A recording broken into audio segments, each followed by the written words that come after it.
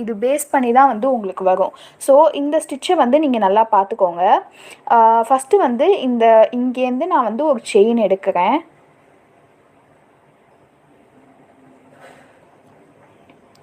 So இங்கேருந்து ஒரு chain எடுக்கிறோம். இங்கே வந்து ஒரு லாக் வந்து நம்ம போடுறோம்.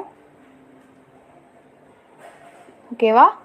இங்கேருந்து திருப்பி வந்து நம்ம ஒரு செயின் இங்கேருந்து நம்ம வந்து இப்படி எடுக்கிறோம்.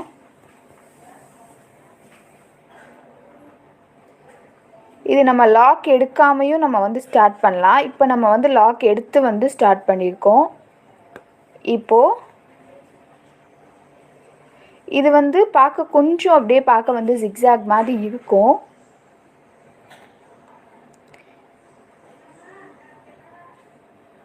இப்போ வந்து இதே மாதிரி